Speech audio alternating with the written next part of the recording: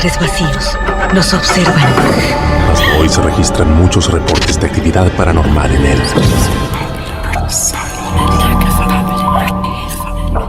El misterio está fundamentado en el silencio. Es divertido asustarse a veces, ¿no? Está aquí. Pero ya es hora de hablarlo entre todos.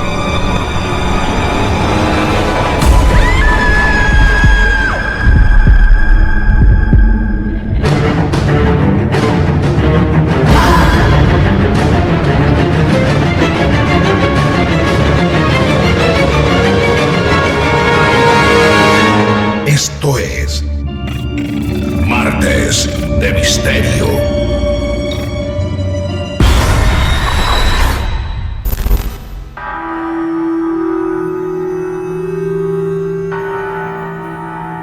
Amigas, amigos de todo el mundo, bienvenidos, bienvenidas. Este es un nuevo episodio escalofriante de Martes de Misterio.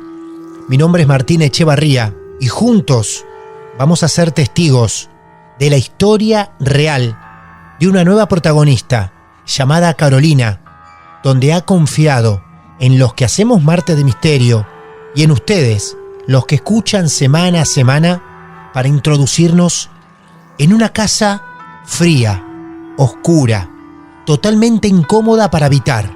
Hoy nos vamos a sumergir en los oscuros secretos de una familia cuya vida se vio envuelta en una pesadilla inimaginable que llegará mucho más allá, hasta entrar en la muerte.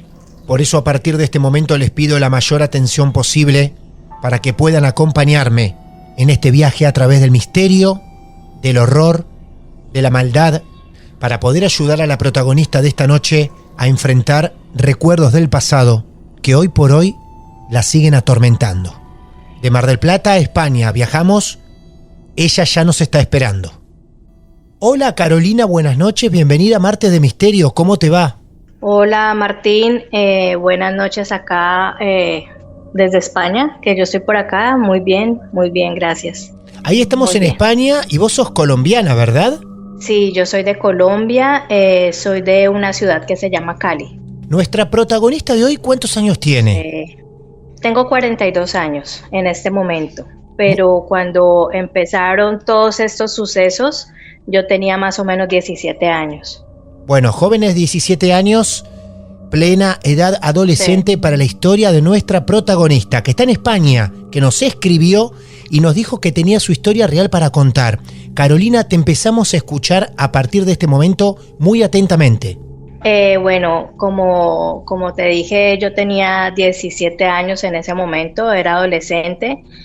Pero quiero contar un poco el contexto de cómo era mi familia y de cómo era la casa donde sucedió todo esto. Yo desde que nací viví en esa casa hasta los 22 años y mi papá es abogado, mi mamá odontóloga y digamos que económicamente la situación desde que yo estaba muy pequeña era buena, era una familia muy armoniosa, mamá, papá, mi hermana y un primo mío que mi mamá lo crió, que también es como mi hermano. Todo funcionaba muy bien, mi papá con su trabajo, mi mamá con su consultorio odontológico y la verdad que tuve una niñez muy bonita, próspera, muy llena de amor. En esa casa mi mamá tenía el local de la odontología, el consultorio, perdón, y muchos de sus pacientes se volvieron como parte de la familia, entonces siempre estaba entrando y saliendo gente de esa casa. Claro. O sea, yo recuerdo mi niñez muy bonita hasta que ya empecé la adolescencia y empecé a ver que la situación económica, primero la económica empezó a cambiar mucho, que no había para pagar el agua, yo estudiaba en un colegio privado de monjas, pasaba que cuando me llamaban en el colegio que salgas del salón, que es que sus papás llevan 3 meses sin pagar. Y qué extraño, ¿no? Porque mamá trabajando, odontóloga, una profesión importante, papá abogado, vos no notabas que ellos tenían menos trabajo, ¿no te dabas cuenta? Yo no me daba cuenta hasta que empezó a suceder eso de que, pues como así que en Colombia, cuando tú no pagas el agua, la luz, a los 2 meses van y te quitan el servicio. Claro. Y yo empecé a ver que cada 2 meses o cada 3 meses iban a cortar los servicios. y yo ya empecé a ver a mi mamá muy angustiada, muy preocupada en todo momento. Ya digamos que la armonía empezó como a desestabilizarse. Eso fue lo primero, pero finalmente pues cuando uno está adolescente, uno como que está en la onda de sus amistades, del colegio, de los amigos, del primer novio, todo eso, entonces como que yo no le daba mucha importancia. El primer suceso ya que me marcó fue una noche que yo sentí que tenía alguien encima mío. Yo estaba dormida y sentí que alguien se me subió. No sé allá en Argentina, pero en Colombia se le dice se subió el muerto. Y yo sentí eso, pero fue una presión muy fuerte en mi pecho y yo sentía algo encima y yo empecé a gritar, pero no me salía la voz y yo gritaba y fueron, no sé si fueron minutos, segundos, pero eso fue horrible. Esa fue la primera señal que yo tuve. Te hago una consulta para poder entender tu situación. Vos estabas a la noche dormida y de golpe te despierta la sensación como que una persona entera esté arriba tuyo. Esté arriba mío. Ajá. Una sensación, pero era como una oscuridad. Y eso fue la primera señal que yo tuve. ¿Eso cuánto tiempo duró? ¿Y cómo pasó? ¿De golpe se calmó y te pudiste dormir? Por eso te digo que yo no sé si duró minutos o segundos y yo, bueno, no me pude dormir porque yo quedé muy asustada y yo me fui para la habitación de mis papás y yo les dije, me están asustando. Y mi papá es muy escéptico, él no cree que bruja, fantasma, él no cree en nada de eso. Y dijo, ay, deje la bobada, vaya, acuéstese a dormir. Y yo, no, me están asustando. Bueno, yo me quedé allí, yo creo que despierta el resto de la noche en la cama de mis papás. Si me permites, de pronto yo quiero describir un poco la casa, porque ya lo que voy a contar después tiene que ver con cómo está la casa organizada un poco. A partir de este momento vamos a recorrer la casa de Carolina, sí. Con 17 años vos ahí en ese momento, así que te seguimos, adelante. 17 años, sí. Mira, la casa entrabas y lo primero que había era una sala y como un local donde estaba el consultorio de mi mamá. Seguías, había un pasillo y seguía la habitación de mi mamá, que era una habitación súper grande, que tenía una cama doble, tenía una biblioteca grandísima, tenía 2 sillones, tenía un armario de pared a pared, bueno, era una habitación súper grande. Seguías por un pasillo y se abría la casa y había una sala comedor grande, la cocina, un baño y habían otras 2 habitaciones atrás, que era la mía y la de mi primo, y el patio. Mi mamá le hizo una ampliación a mi habitación, o sea, tumbó la pared y la llevó hasta el final del patio. Entonces la habitación quedó muy grande, tenía también un armario de pared a pared, como siempre la casa estaba llena de gente y siempre había primas, alguien que llegaba de visita, entonces había 3 camas, 3 tocadores, 3 nocheros y era muy grande. Arriba de esa habitación mi mamá construyó una terraza con una habitación y con un baño, porque teníamos una persona que trabajaba ahí interna que nos ayudaba en todos los temas del aseo. Es importante que tengan en cuenta cómo era la casa porque se empezó a sentir actividad en ciertas partes de la casa con mayor fuerza, digámoslo así. Sí. Yo sentí eso la primera vez, me fui para la habitación de mis papás y como en Cali hace tanto calor, mi mamá para mi habitación había mandado a hacer una puerta de anjeo, como de una mallita, para que toda la noche la puerta estuviera abierta y no entraran los mosquitos ni nada. Ah, claro. Ya después, eso de que sentí eso que se me subieron encima, yo lo empecé a sentir muy de seguido. Ya no fue una vez, sino que empezó como cada 4 días, ya después cada 3 días, ya después día de por medio y empezó así. Empecé a sentirlo mucho y a veces me dormía y a la madrugada yo abría los ojos y yo veía como alguien pequeño ahí en el anjeo, como una figura pequeña, y yo cerraba los ojos y cuando volví a abrirlos ya no estaba. Era siempre cuando me despertaba asustada por algún motivo y esto empezó a pasar muchísimo, con mucha frecuencia. Esto me pasaba a mí. Alterno a eso, otras personas de la casa también empezaron a sentir que pasaban cosas extrañas. Cada que a mí me pasaba eso en la noche, que yo sentía, o sea, que veía como una persona pequeña, que yo sentía que se me subían encima, yo prendía la luz y me iba para la habitación de mis papás y yo era, me están asustando. Y mi papá, ay, hombre, que se vaya a dormir. Y yo empecé a decirles, yo no me voy a ir de aquí, o sea, yo me voy a quedar aquí sentada en la cama de ustedes. Yo duermo aquí en esta cama en una puntica. Entonces mi papá cogía su almohada, su cobija y se iba para mi habitación y yo dormía con mi mamá. En esa habitación, en ese momento, mi hermana había tenido un bebé. El bebé, mi sobrino mayor, tenía un añito y medio o 2 años más o menos, estaba muy pequeño.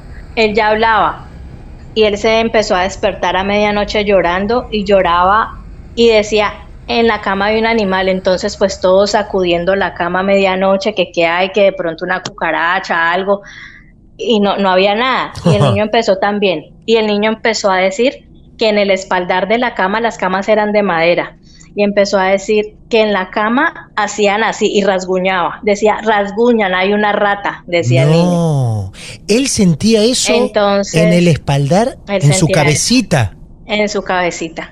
Y se levantaba llorando, pero era un llanto no como sollozando, no, era llanto de verdad. Y decía, hay una rata, están haciendo así. Y él mismo cogía la madera y rasguñaba con sus manitos, muy de seguido. O sea, ya éramos 2 personas que no podíamos dormir en la casa. Mi primo, yo le decía, porque mi primo es un año mayor que yo, y él dormía en su habitación, yo le decía, ¿vos no escuchaste tal y tal cosa? Él me decía, sí, pero es de esas personas que no les da miedo nada. O sea, sí, pero yo me dormí. Sí, pero yo prendí la luz y ya. O sea, él era como, no le ponía mucho misterio a la cosa, pero yo sí estaba muy asustada. Claro, por supuesto. Después, mi sobrino tenía un avión de juguete, que ahí mi papá empezó a creer. Tenía un avión de juguete y no tenía pilas, de esos aviones que con pilas se mueven. Y el avión no tenía pilas hacía mucho tiempo.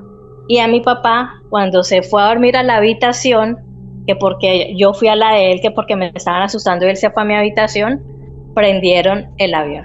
Se prendió el avión. O sea, vos te levantás porque tenés otro ataque en esa noche, te vas a dormir a la habitación de él, él se va a tu habitación y en el momento, en ese cambio, se prende un avión que había en tu habitación. Que había en mi habitación. Entonces, por eso, digamos que le doy importancia a cómo estaba distribuida la casa, porque se empezó a sentir mucha actividad paranormal en mi habitación.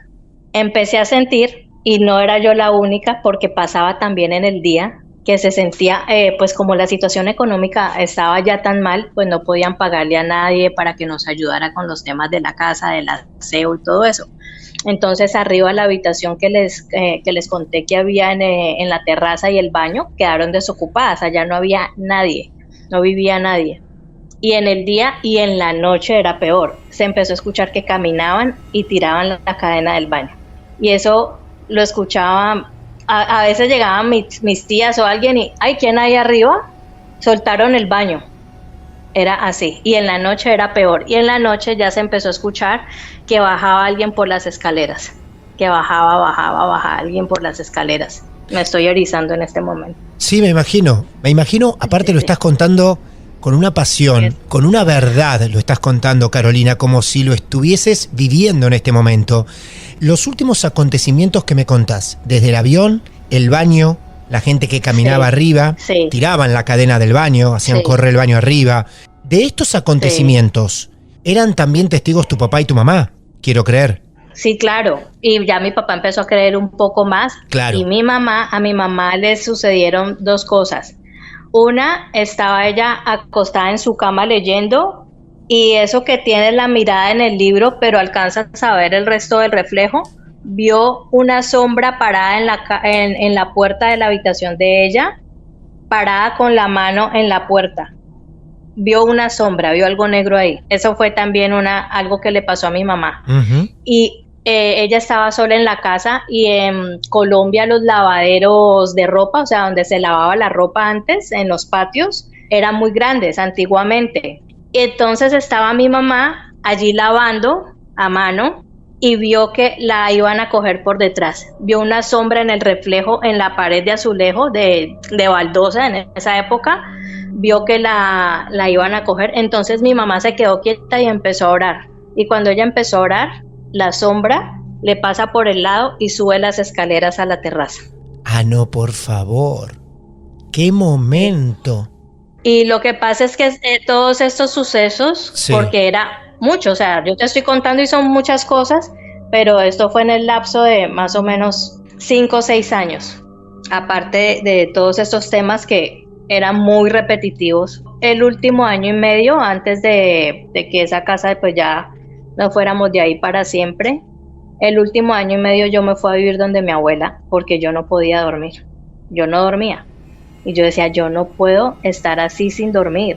O sea, si yo dormía una noche a la semana, era mucho. El resto de las noches era lo que ya te conté. Eso hasta que me fui para donde mi abuela a vivir, me sucedió eso. ¿Vos sos consciente y también podés asegurar que el lugar con más actividad era siempre tu habitación? Mi habitación y el baño. Eso era algo que iba a contar también. Tú entrabas al baño y se sentía una energía pesadísima. O sea, tú entrabas al baño y sentías algo súper maluco allí. Yo era duchándome y abriendo la cortina, porque siempre, en todo momento, era la sensación de que había alguien ahí afuera, había alguien allí. En el baño y en mi habitación era donde más actividad se sentía. Cuando vos decís maluco, ustedes en Colombia le dicen maldito, algo maldito ahí.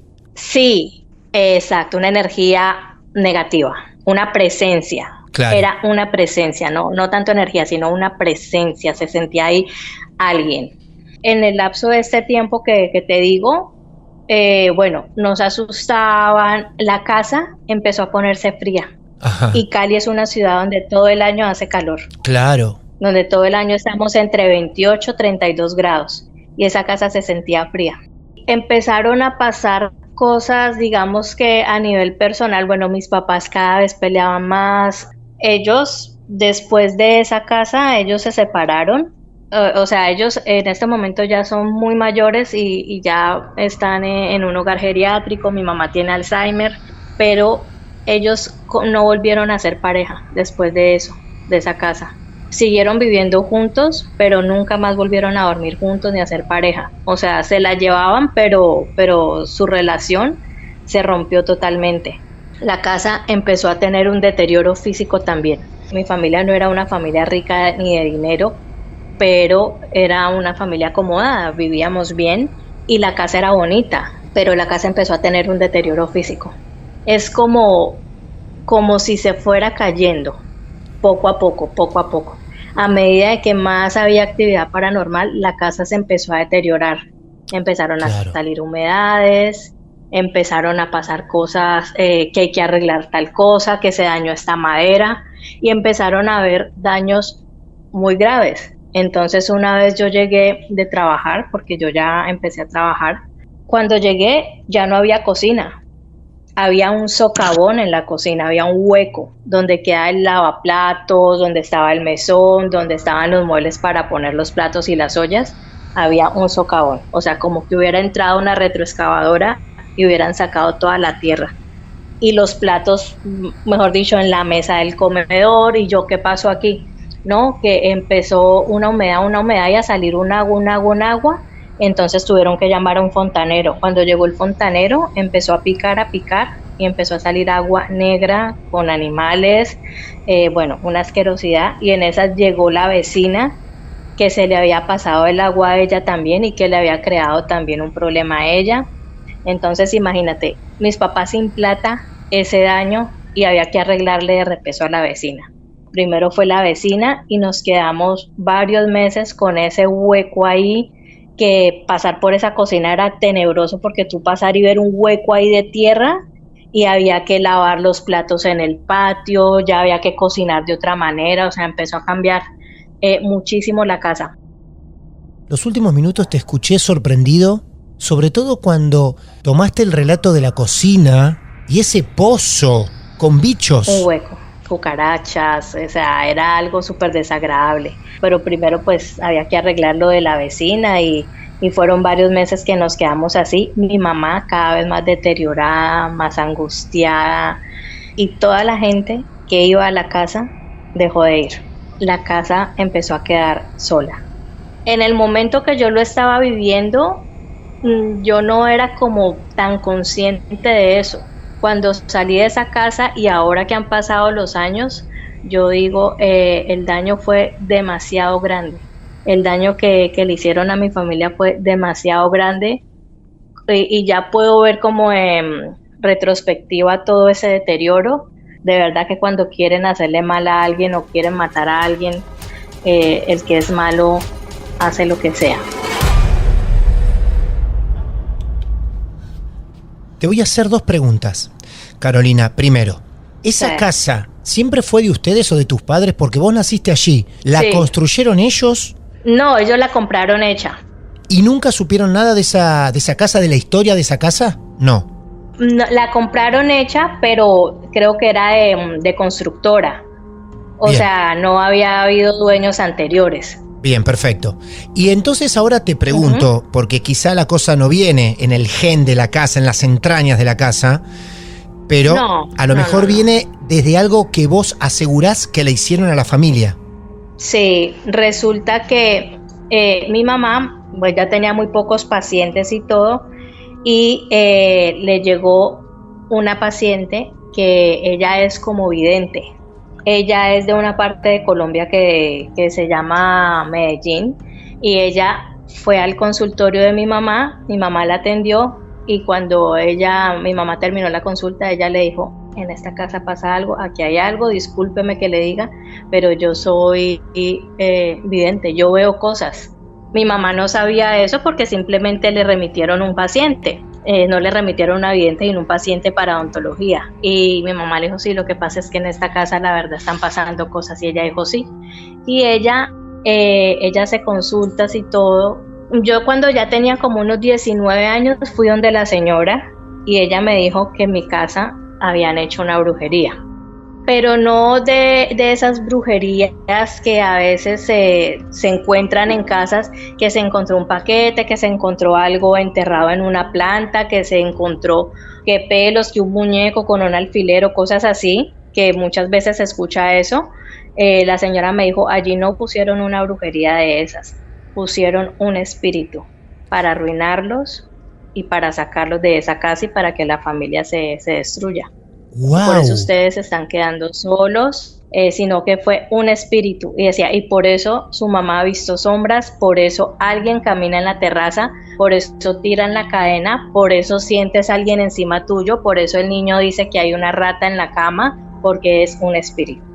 Lo que le dice esta señora es: les pusieron un espíritu. Les pusieron un espíritu. Y pues allí hay como 2 hipótesis. Realmente en ese tiempo yo nunca le pregunté a la señora ni a mi mamá, porque yo sentía cierta pena también por mi familia.